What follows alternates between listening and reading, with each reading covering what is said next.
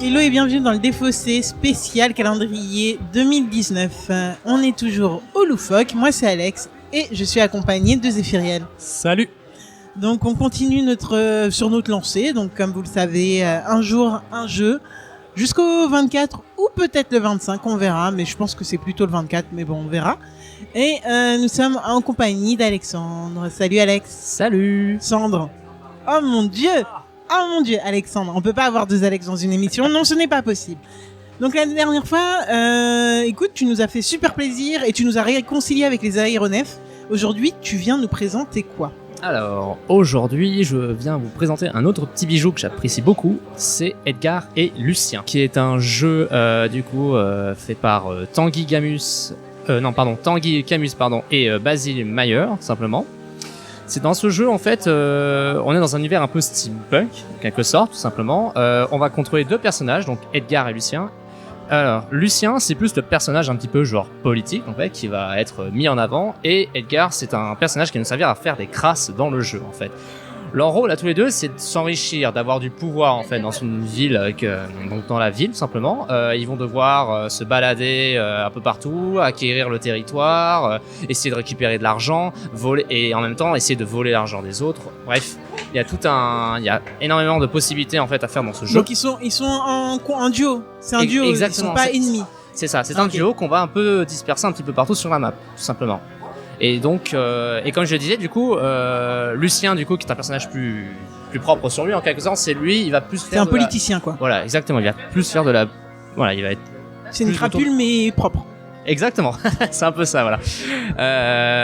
Et du coup, voilà, lui va avoir des pouvoirs. En gros, il va avoir des discours, ce genre de choses, qui va donner confiance. Il va avoir la confiance du peuple, tout simplement, où il va essayer de récupérer un petit peu d'argent à la banque. Edgar, lui, par contre, en revanche, il va plus agir dans l'ombre, en fait. Du coup, il va plus être là pour taper du poing sur la table quand il faut. Pareil, ça fait un peu genre le bon vieux flic et mauvais flic. Ouais, un peu ça, un peu même mafieux, même je dirais, pour être plus précis. Par exemple, il va aux archives, il dit oui, ça c'est mon territoire, je le réclame de droit. Edgar, du coup, il est là plus donc pour en quelque sorte, voilà, il est là pour taper du poing, il est là pour prendre directement possession des choses. C'est un peu le mafieux, on va dire, qui agit dans l'ombre. Il peut même aller, par exemple, racketter en quelque sorte les Luciens adverses s'il se trouve tout seul, justement, pour voler un petit peu d'argent aux autres. Et... Attends, je viens de comprendre un truc. Donc on a tous un Edgar et un Lucien ? Exactement. Et ok. oui, on contrôle un duo, justement. C'est ça. Ah, et comment on va se déplacer dans ce jeu, ça va plus être basé sur de la programmation, c'est-à-dire qu'on va avoir un choix de déplacement à faire en même temps, tous en même temps, et on révèle justement nos déplacements. On fait notre déplacement, on fait notre action, on joue l'action, un pour chaque personnage, tout simplement. Et puis ainsi de suite, on va continuer tout simplement pendant plusieurs manches, tout simplement. Et chaque manche est divisée en 4 tours, tout simplement. À la fin du 4e tour, il y aura une période, ce qu'on appelle une période électorale, où on va élire le grand gouverneur, tout simplement. Et le jeu va continuer ainsi de suite jusqu'à ce qu'il y ait un vainqueur. Alors comment on fait pour gagner dans ce jeu ? Il faut 3 conditions de victoire sur 4 proposées. Donc parmi les conditions de victoire, c'est avoir 150 000 €, coq du coup dans le jeu, mais voilà. Ok. Voilà. Au fur et à mesure, on cumule d'argent, donc arriver à 150 000. Voilà, arriver à 150 000. Il y a être grand gouverneur, justement. Il y a posséder, alors je ne sais plus exactement combien, mais un certain nombre de quartiers dans la ville, ou posséder 3 grandes cités archives. En quelque Alors sorte. celui qui me laisse perplexe, c'est le gouverneur, hein, parce que c'est les autres qui votent pour le gouverneur. Alors non, le gouverneur, c'est voté en quelque sorte en fait par la ville. En quelque sorte, on va avoir un tableau en fait sur le côté du jeu en fait, où on va avoir un petit peu notre popularité en quelque sorte. On va avoir notre grande popularité. Plus on a de popularité, forcément, c'est nous qui sommes élus grand gouverneur, tout simplement. Très bien. Il se peut qu'après qu'il y ait des égalités, et à ce moment-là, les deux joueurs qui sont à égalité vont tout simplement devoir faire une petite mise encore en quelque sorte, vont devoir dire bah écoute, je suis prêt à mettre 20 billets, 20 ok, c'est celui qui met le plus. Ok, exactement. Ok. Donc univers steampunk, je pense que Zéphiriel est plutôt content. Zéphiriel est plutôt content de l'univers steampunk, bien qu'il n'y ait que des hommes. Je vois que des hommes sur la boîte de jeu, ce qui est gênant pour un univers steampunk pour moi. Mais bon, le féminisme n'est pas là ce soir. Non, d'accord. C'est Uru Fabric qui fait ça. C'est la première fois que je vois ce nom. Est-ce que c'est un jeu ou c'est moi qui suis à la ramasse? Non, ok, d'accord. Bon, écoute, je connaissais pas cette édition de jeu, je vais dire. Mais c'est pas grave. Moi non plus, je pourrais avouer, moi non plus, je ne connaissais pas. On va regarder ça sur le truc pendant que Alex fait une photo, pendant qu'on enregistre. Wow. Voilà. Eh ben écoute, moi je suis chaud. Qu'est-ce qu'on en dit, Alex? On y va? Moi, j'ai hâte de découvrir ce quartier steampunk et Edgar et Lucien. Et mon Edgar et mon Lucien. Parce que les vôtres, on va les dégommer. Allez, c'est parti. Je vais doubler mes trucs aussi. Ça peut être très utile à des moments dans la partie. C'est-à-dire que si ton Edgar, tu t'en as pas trop besoin, tu peux très bien, ça peut aider ton Lucien, ça peut faire... Je ferai jamais ça, Alex. C'est vrai qu'il avait un bon coup à faire, il vient de gagner 2 quartiers quand même, gratis. C'est pas mal. Alors, moi je vais commencer par mon petit Lucien, je vais faire du coup le discours populiste du coup. Hop, je vais gagner 50 points où vous ne pouvez pas la réclamer avec le 6. Ah, c'est pas une condition de victoire. Ah oui, contrôler 3 quartiers d'administration. Il contrôle 6 quartiers. Ah d'accord, j'aurais dû acheter ça. Il doit y avoir... je vais perdre 20 points, c'est pas le problème. Parce que là c'est quoi, c'est 20 points de popularité? 20 points ou 10 000. Et nous voilà de retour dans le défaussé après une partie de 59 minutes de Edgar et Lucien. J'allais dire l'inverse, mais voilà, présenté toujours au loufoque par Alexandre. Et mon très cher Zéphiriel, qu'est-ce que tu en as pensé? Alors, je redescends un peu de la frayeur que je me suis faite sur le jeu. Là, mais du coup... En fait, je sais pas comment aborder ça. C'est un très bon jeu. Je commence par ça. C'est un très bon jeu. C'est un très très bon jeu expert, clairement. Il est difficile dans son approche sur certains points. Je pense que Alex aura la même vision que moi là-dessus. C'est que les premiers tours étaient vraiment vraiment délicats. Dans le sens où on sait pas exactement comment se diriger au début. Pour les premiers joueurs, j'ai l'impression que ça, quand on commence le jeu, c'est en tout cas délicat quand on appréhende le jeu.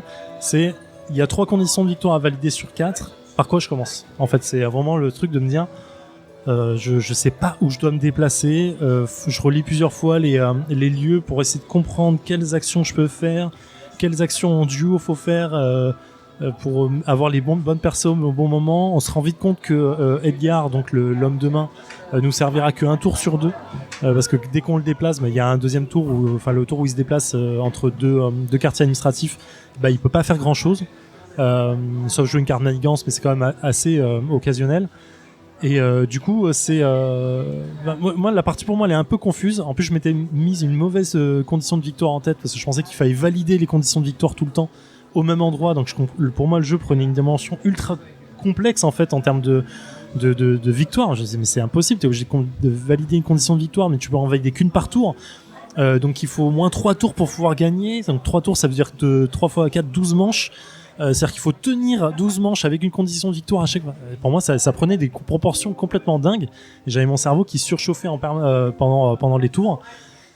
Cependant alors le design est cool mais il sert à rien. Enfin je trouve que je l'avais pas du tout en tête. Je ne voyais que des conditions de victoire et le texte d'aide de jeu qu'on a devant soi. Mais le graphisme est cool.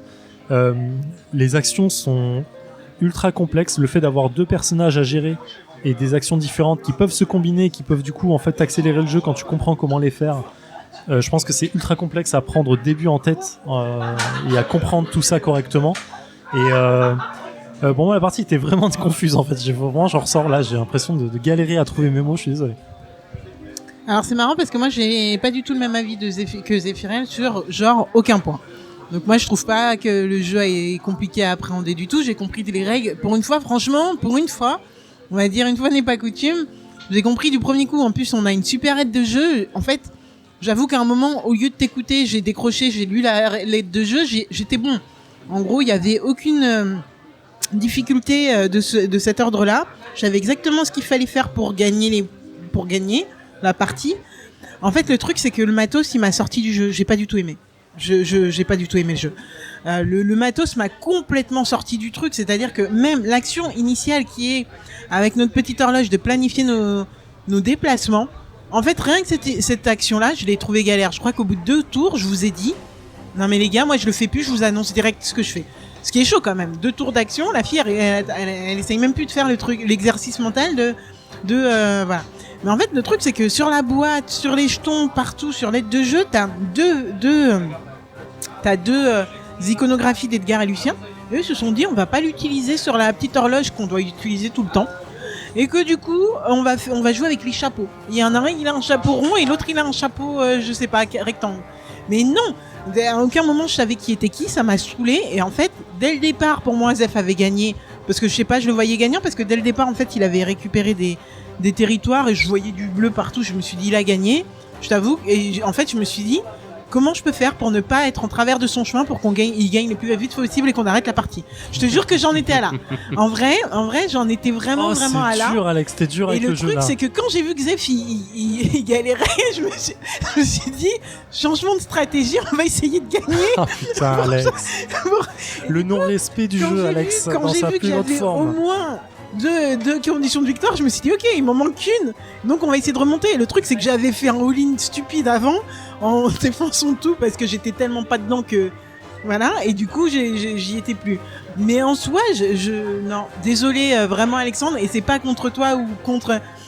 Mais alors le matos, il m'a exaspéré au plus haut point, et ça m'a complètement sorti du machin, et je n'y étais plus. Moi, et par contre, quand je dis que je suis en tout point à l'opposé des Firiel, c'est que par contre, moi j'ai eu tout loisir d'admirer le design, et je kiffais. D'accord. Alors, je reviens juste sur les règles sont pas complexes, hein. C'est pas ce que j'ai dit, ou alors je me suis mal exprimé, mais juste que les premiers tours, en fait, j'appréhendais vachement de me dire, je sais pas par où commencer le jeu, pour essayer de gagner, en fait.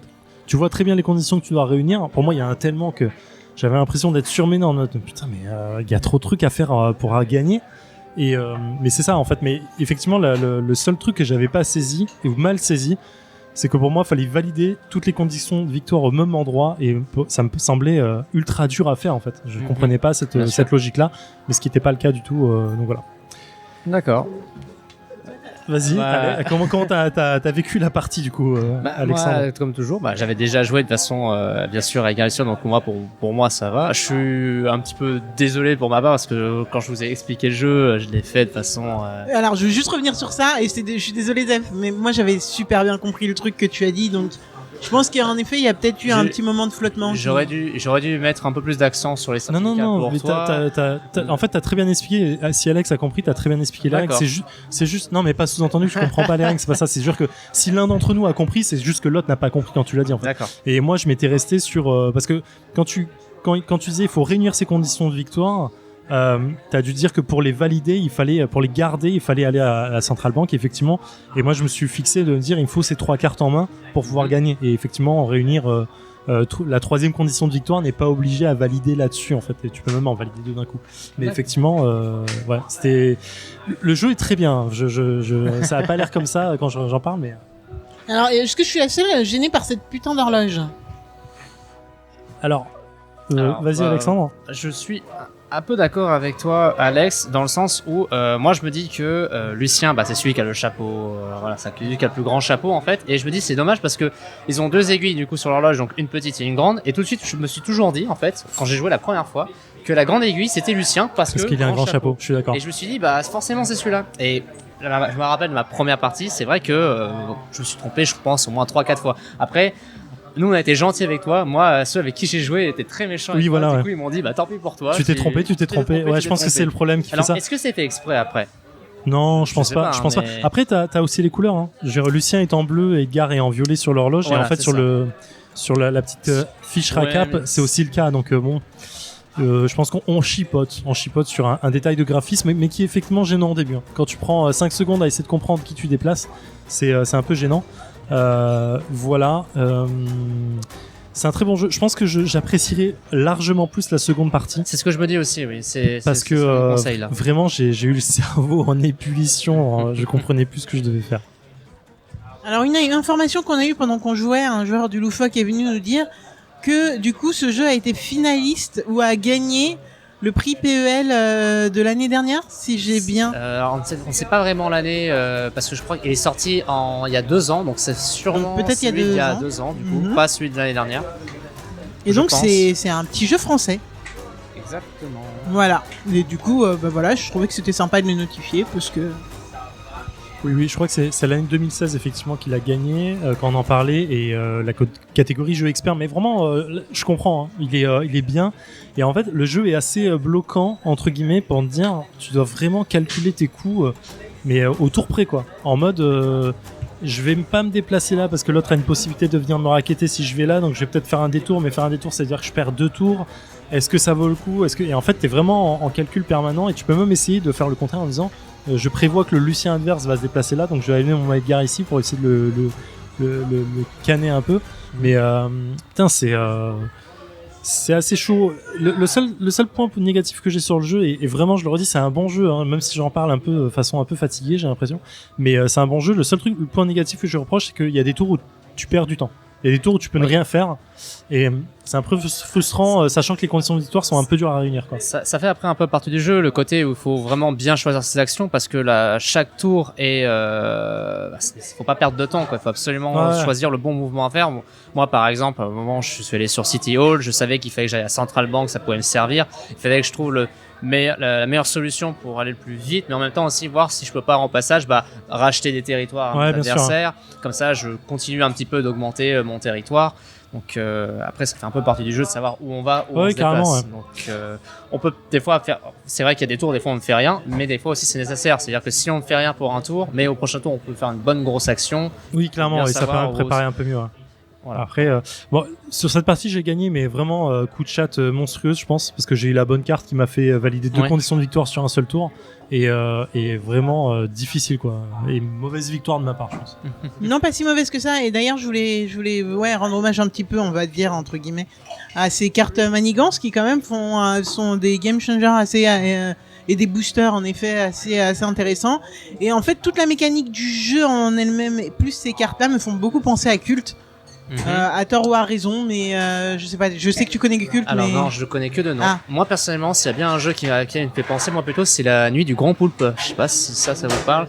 Parce qu'il y a également... Ouais, mais il est pas expert du tout de jeu, la Nuit. Ah non, il est pas du tout expert, mais c'est le côté par rapport où tu as 2 personnages aussi contrôle, tu contrôles le Grand Poulpe et ton petit lutin par rapport à la petite mécanique, tu choisis, hop, tu dévoiles. Il y a un petit peu ce côté... c'est vrai. Et je rejoins Alex sur les cartes manigances qui sont vraiment game changer pour le coup.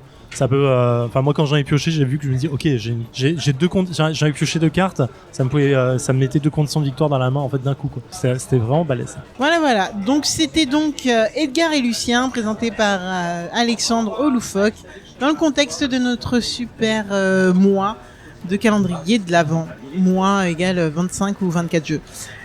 Donc voilà, merci beaucoup Alexandre d'être venu nous parler d'un jeu.